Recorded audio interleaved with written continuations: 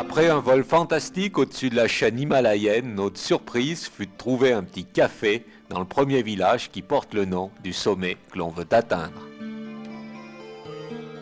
Dès notre arrivée, des dizaines de porteurs se précipitent, car pour eux, être porteur dans une expédition, c'est leur travail. C'est sympa l'expert en Himalaya.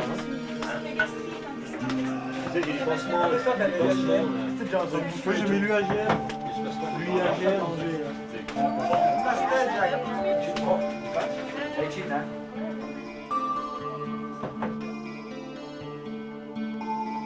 Dans ces vallées d'Himalaya, on est souvent porteur de père en fils. Hommes, femmes, enfants, tout le monde porte des charges qui peuvent atteindre 40 kilos. Durant près de 2 mois, nous allons vivre avec ces Népalais, qu'ils soient porteurs ou Sherpas, et ce sera pour nous l'un des moments les plus forts de l'expédition. Pendant la première partie de la marche d'approche, qui durera près de 15 jours, nous irons de village en village dans le perpétuel chant des cigales.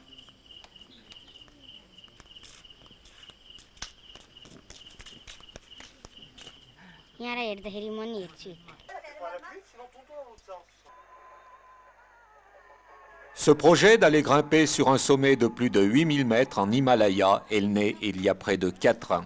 C'est Guy qui en a eu l'idée. Mais Guy n'est pas un alpiniste ordinaire. Originaire de Chamonix, il est devenu aveugle vers l'âge de 30 ans. Son défi à lui, c'est montrer que même aveugle, on peut vivre normalement sa passion. Mais son gros problème, c'est de trouver des amis qui veulent bien et puissent bien le guider en montagne.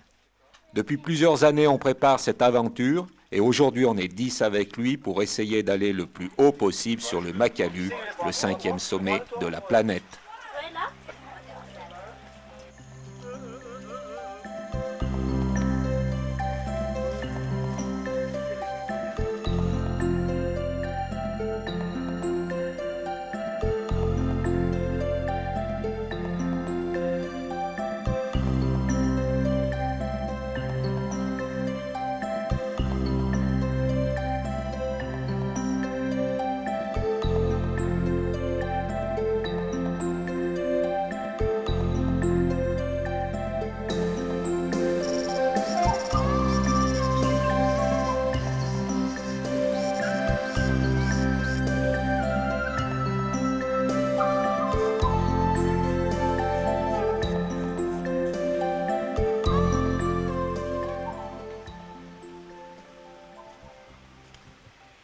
Chaque jour, avec les porteurs et les Sherpas, nous marchons durant environ 10 heures et le soir, lorsqu'on arrive au campement, tout est déjà prêt parce que les cuisiniers ont souvent couru une bonne partie du trajet.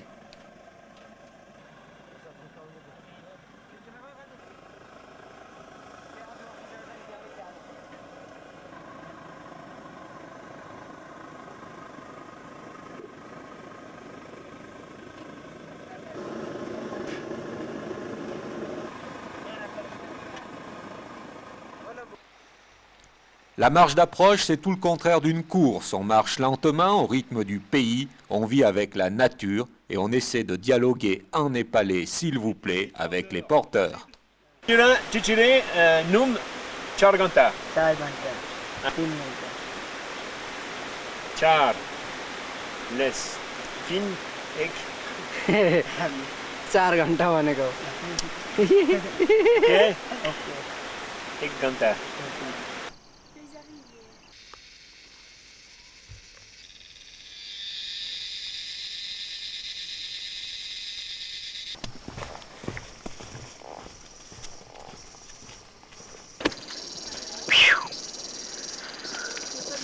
Conduire Guy sur ces chemins demande beaucoup de concentration. Lui, pour nous suivre, utilise une technique bien particulière. Bon, alors c'est vrai que quand je marche comme ça, où il y a beaucoup d'obstacles comme ça, je suis forcé de me tenir au sac à dos derrière avec une petite corde pour avoir un point d'appui supplémentaire. Tu les as dépassés.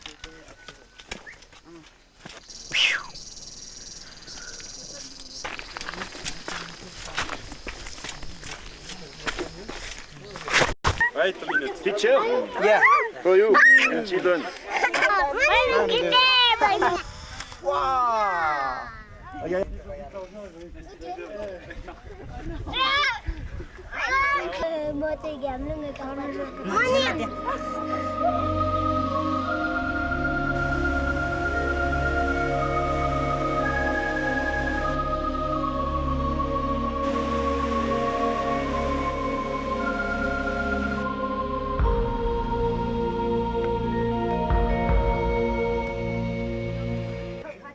Nous arrivons au dernier village habité, changement de porteur. À partir de maintenant, nous sommes en autonomie complète et les 7 jours qui nous séparent du camp de base vont nous permettre de remonter une vallée fabuleuse, celle du Baroun.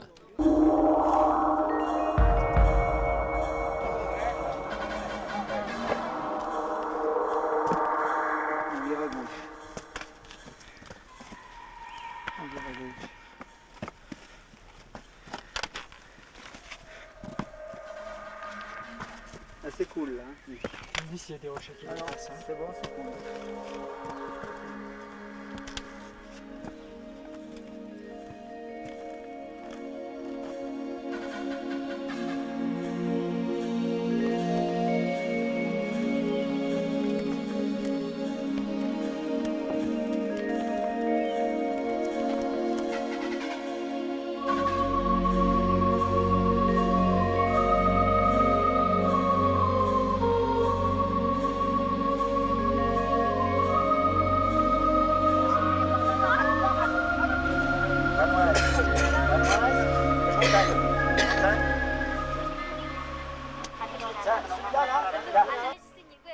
Ça, c'est un des moments qu'on aime au Népal. Après plus de 10 heures de marche, trouver un gros rocher pour s'abriter, faire un feu de bois pour chauffer le riz, puis discuter avec nos porteurs. Finalement, des choses toutes simples que l'on a un peu perdues dans nos Alpes.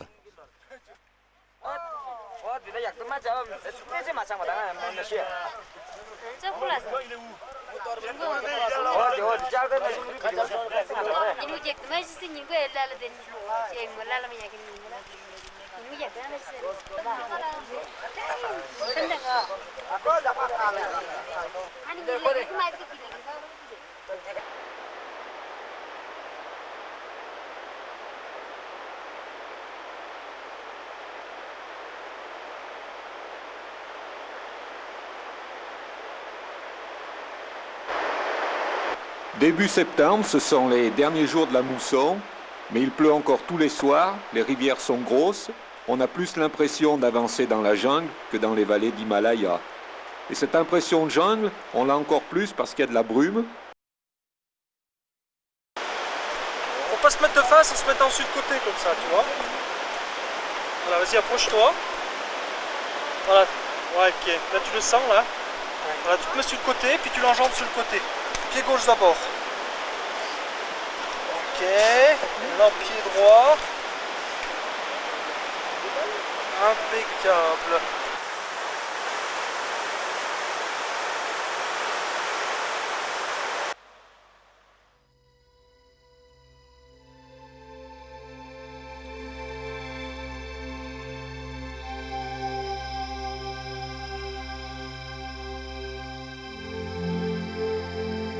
Plus que 3 jours et nous serons au camp de base, mais pour toi, Guy, ces 3 jours ont été les plus durs.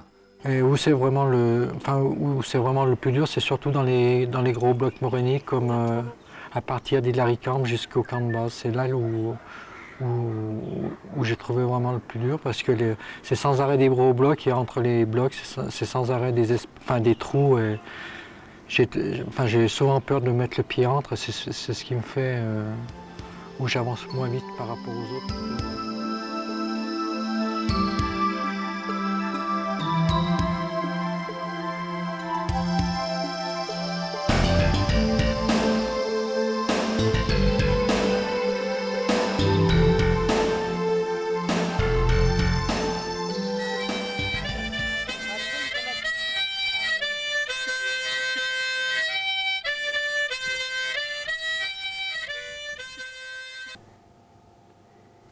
Enfin, nous apercevons les premiers sommets enneigés et Guy veut tout voir.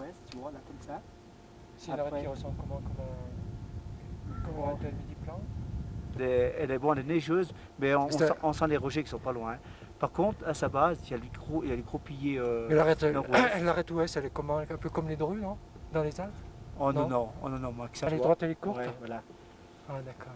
Bon, après, qu'est-ce que je pourrais te dire encore?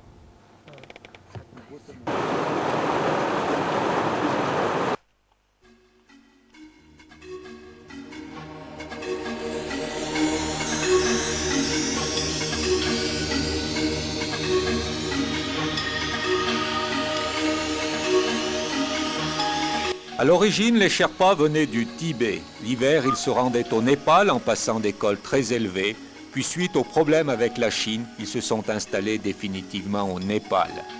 Aujourd'hui, ils font partie de la plupart des expéditions et sans eux, on a peu de chance d'aller au sommet. Habitués à vivre sur les hauts plateaux, ils ont une résistance physique, puis surtout une adaptation à l'altitude assez extraordinaire. De plus, comme la plupart des Népalais, ils sont d'un contact humain facile, ils deviennent vite des amis et il n'est pas rare de voir des expéditions repartir plusieurs années après avec les mêmes Sherpas.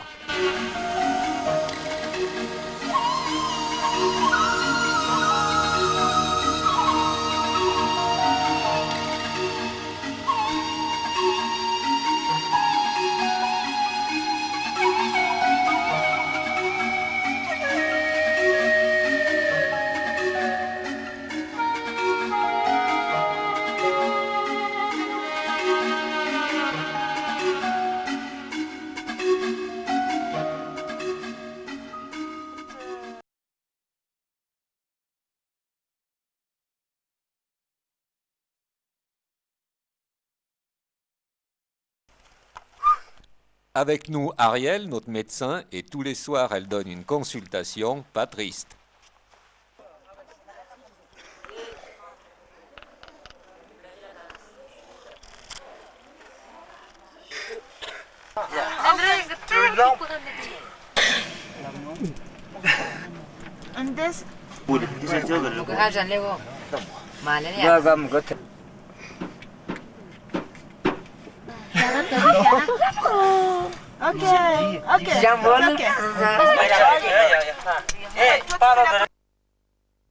Plus qu'une journée et nous serons au camp de base à 5400 mètres. Cela fait 13 jours que l'on marche. L'on a parcouru plus de 200 km.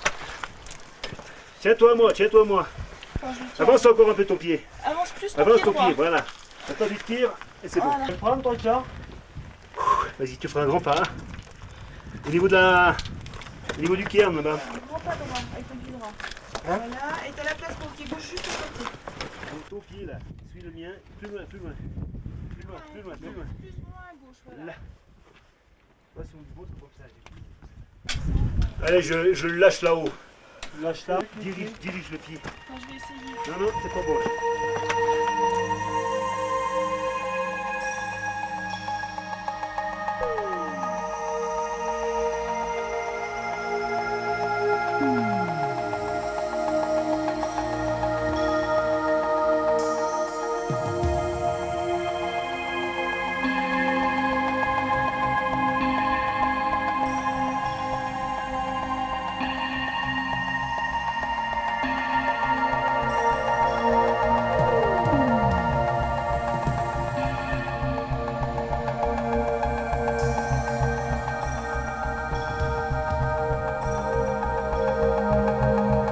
À 5400 mètres au camp de base, les premiers jours, l'altitude se fait sentir. On a mal à la tête et le moindre déplacement nous épuise. Le site sur lequel est implanté ce camp est idéal. Il y a de l'eau, mais surtout, on voit toute la face du Makalu. C'est le premier jour où l'on découvre ce qui nous attend. Et puis, tout autour de nous, plein de sommets. C'est beau, c'est sauvage, c'est vraiment grand.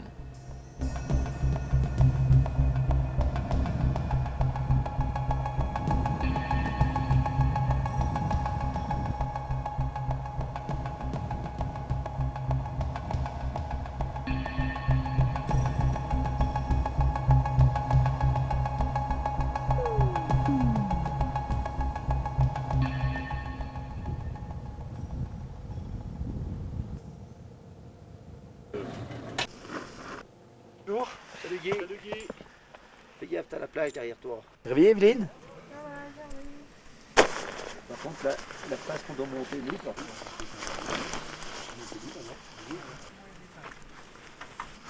Ouais, voilà.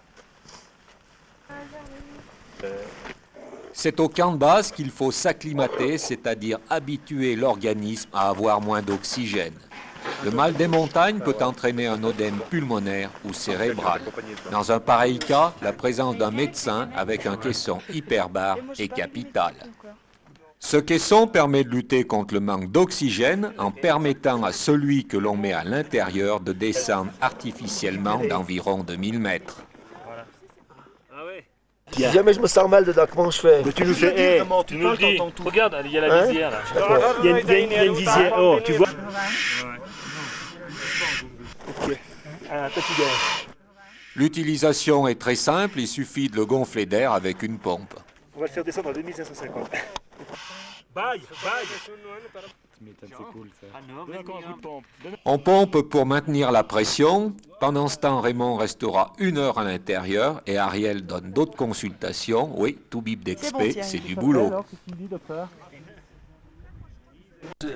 We say hypertension, tension too much if it's more than 16 or 19.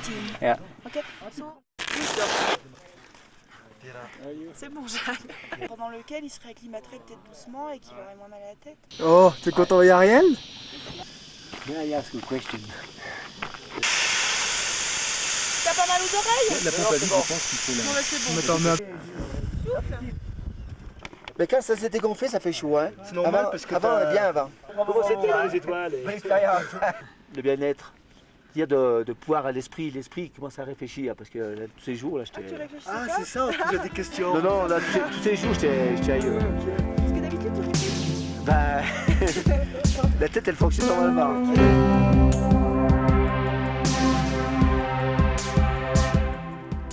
Le Népal est un pays qui n'a jamais connu de guerre de religion, bien que 4 communautés différentes y vivent. Le chef de nos Sherpas est bouddhiste, alors pour rendre hommage aux dieux avant la haute montagne, il leur fait des offrandes de riz et de gâteaux.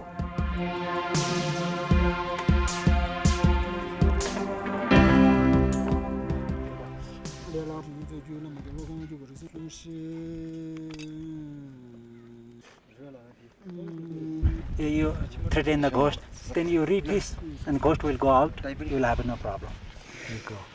Si tu as des problèmes de ghost, c'est quoi des ghosts? C'est des cauchemars, non? C'est bien. Ouais. Tu lis les prières et ça part, ça disparaît. Le lendemain matin, réveil difficile sur Mount Lavolka, nous partons équiper le camp 1 à 5900 mètres.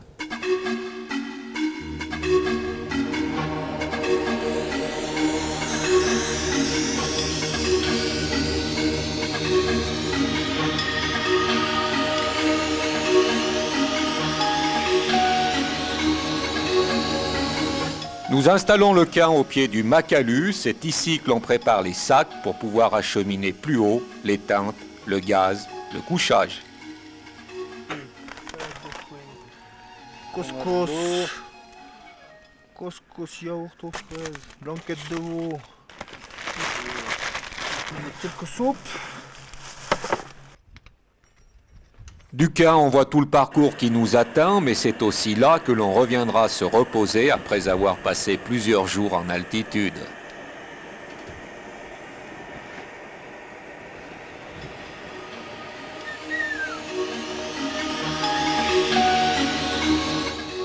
La technique d'ascension en Himalaya consiste à installer 2 ou 3 camps d'altitude sur l'itinéraire.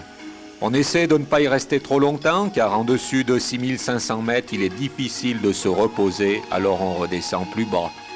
C'est la technique que les himalayistes appellent en dents de scie. On monte haut, mais on redescend plus bas pour dormir. Saucisse. Agneau? What do you prefer? Golada Sabua.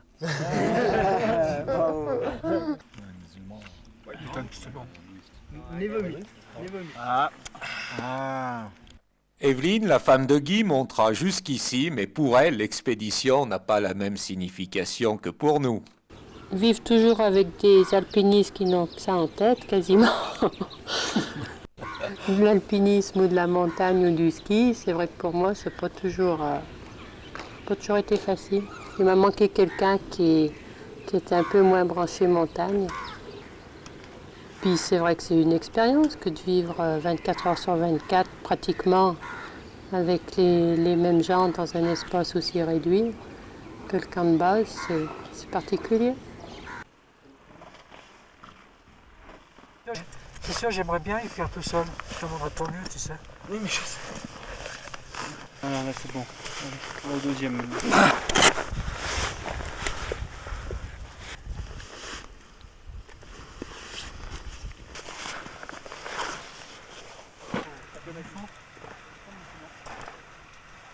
Moi aussi. Ouais, je C'est là, tu vois, qui est cette pointe là, tu vois. Ça, tu vois, ça c'est une butée. La corde elle est là en fait. Hein. Elle est déjà là. Voilà. La corde est déjà là, mais je peux. Tu l'ouvres une bonne fois pour toutes, puis tu la. Hein, laisse tomber la sécurité. C'est-à-dire qu'il faut que tu avales le mou tout le temps. Tu vois, tac. Ouais. Et après celle-là, tu vas la remonter tout le temps plus près. La corde blanche, je devrais tendre deux, Guy. Celle-ci? Ouais, celle que tu as là, ouais.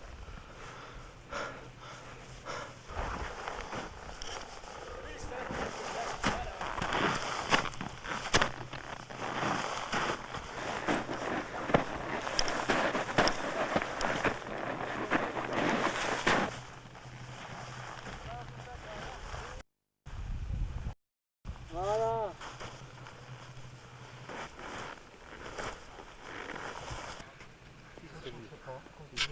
Si, parce que là, le repos, c'est beaucoup mieux. Donc tu vois, il vaut mieux le mettre sur le pontet, parce que à la différence. Je crois qu'il faudrait que les personnes devant soient très près. Hein, Ah yes. D'essayer d'aller jusqu'au corps. Deuxième. Ouais, ben laisse-la là-haut, ouais. 50. J'ai oublié de changer l'appareil. Ça se fait pas automatiquement. Comme je t'ai dit, va pas trop vite. Laisse-toi tirer un petit peu par la corde. Va pas trop vite, Guito. Vas-y. Tu sens la corde de balle, tu sens.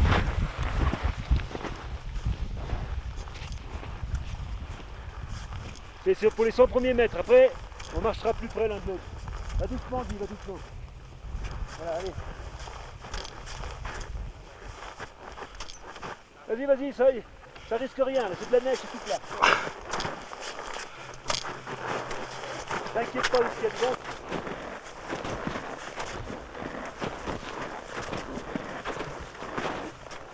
C'est trop vite.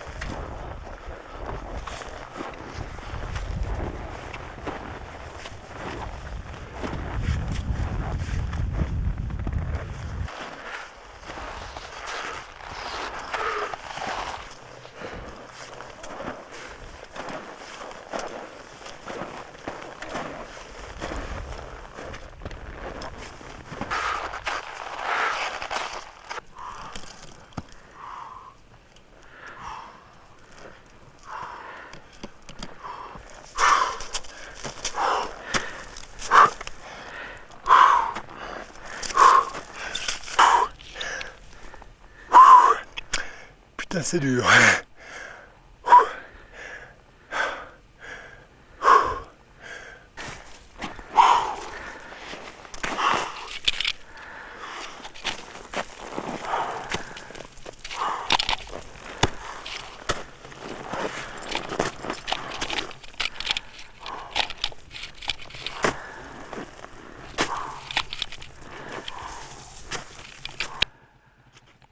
À partir de maintenant, nous serons souvent en dessus de 6000 mètres.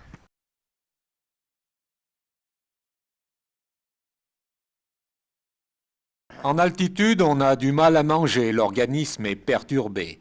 Mais plus grave encore, on ne boit pas assez.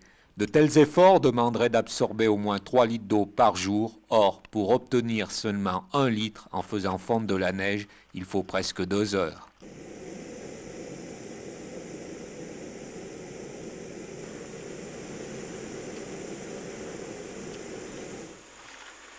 Nous sommes la seule expédition sur cet itinéraire et comme tous les soirs il neige, il faut se relayer pour refaire la trace dans 30 cm de fraîche tous les matins. On balise le parcours avec des fanions pour indiquer les crevasses et se repérer dans le mauvais temps.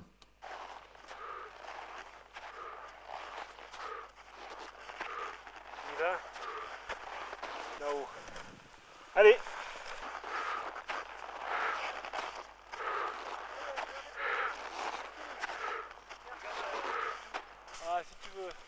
Plus sur ta gauche, Guy, plus sur ta gauche.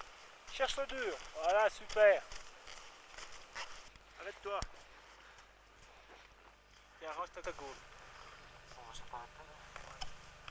Ah là là là là là là. Ah là là là là là. Je vais te couler une de ces bielles aujourd'hui. Quand on est ici, ce qu'on ressent, c'est un peu le sentiment de dominer le monde. Le Népal est très loin, il n'y a aucune vie tout autour, et par contre, juste à côté, il y a l'Everest.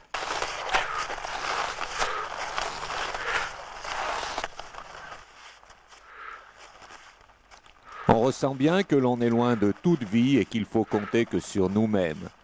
Cela fait plus d'un mois que nous sommes dans ces montagnes, elles nous ont imposé leur rythme, tout est lent, on apprend à s'économiser. Ici, on ressent plus les choses que dans les Alpes parce que l'on vit des semaines entières dans cet univers alors que chez nous, on reste finalement assez peu de temps en montagne.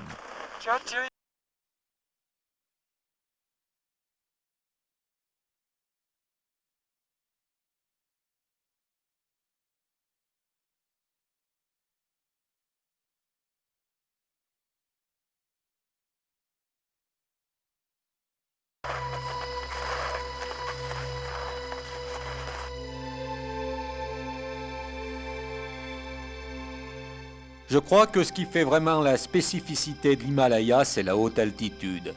Le fait que ce sont des montagnes qui sont à la limite de l'atmosphère pose alors un problème physiologique à vivre en altitude. Dans les Alpes, il faut être très fort techniquement, très affûté, aller vite.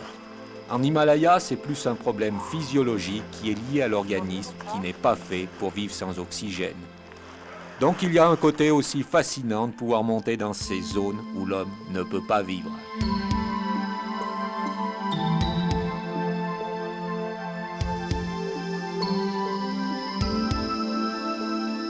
On a décidé de monter sans oxygène pour deux raisons. D'abord parce que c'est lourd, ça pèse près de 5 kilos, puis aussi pour des raisons plus d'éthique. On ne veut pas d'artifice car il faut savoir que monter à l'aide de bouteilles d'oxygène à près de 7000 mètres, c'est équivalent à respirer 1000 mètres plus bas. Donc la performance n'a plus rien à voir.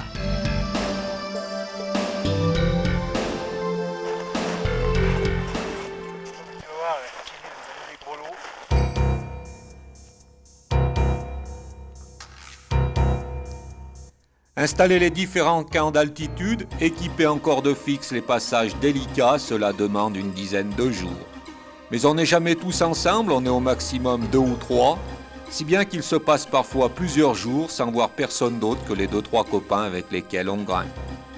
Puis certains jours, ceux qui montent rencontrent ceux qui descendent, l'occasion de discuter sur les conditions de neige, les difficultés, puis analyser pourquoi, finalement, vers 7800 mètres, il a fallu abandonner.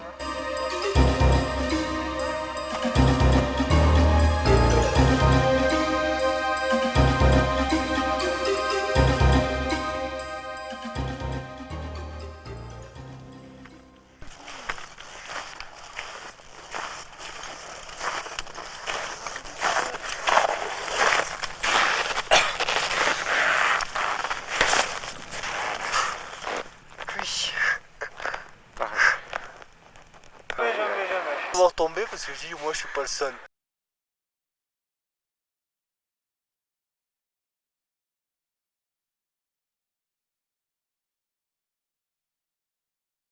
Ben aujourd'hui 3 jours c'est trop hein.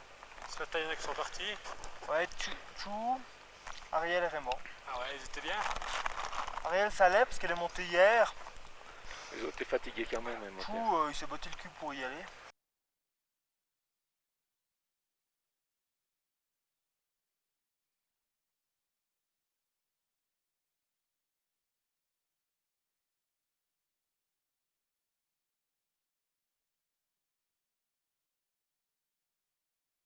Le sauce. J'aime bien le sauce et puis les grelots. La marée elle est même pour descendre. Putain.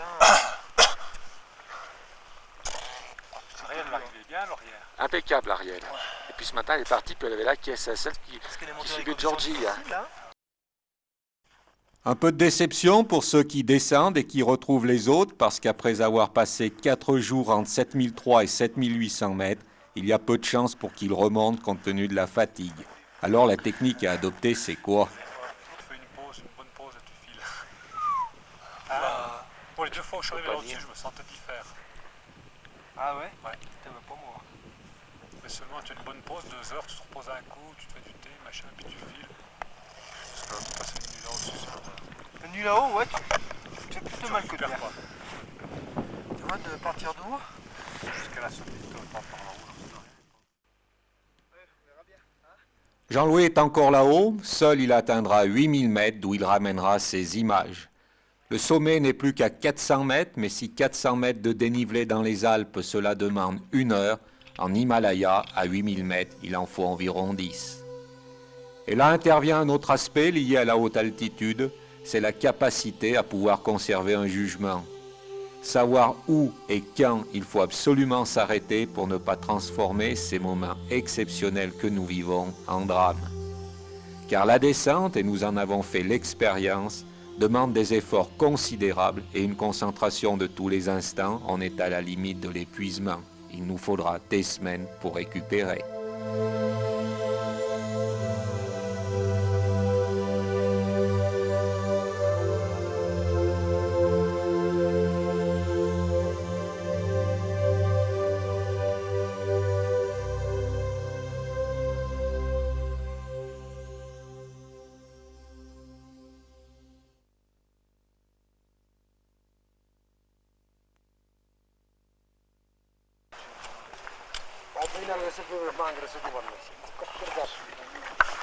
Oh, namasté.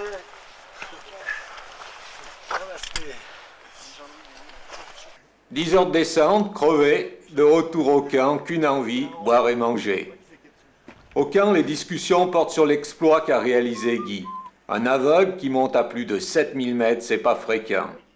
On peut parler de courage, d'admiration, tout ce que l'on veut, mais c'est surtout une bonne petite claque à nous tous, avec nos problèmes de la vie de tous les jours. Il y a des aventures comme ça qui ramènent à la juste réalité des choses. Puis dernier coup d'œil au Makalu, et c'est le retour avec les porteurs.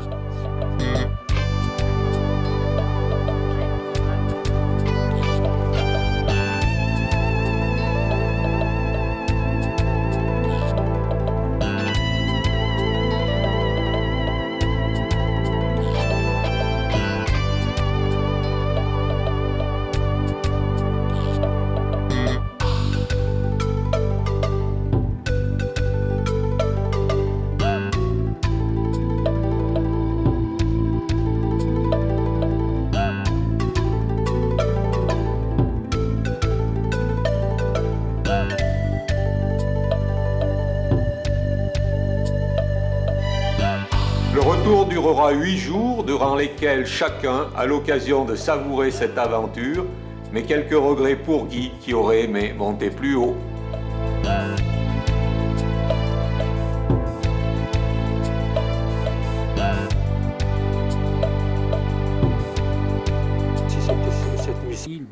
J'étais un peu frustré à ce niveau-là parce que en fait, j'ai pas atteint mes limites physiques, quoi. J'aurais voulu voir jusqu'où je pouvais monter, quoi.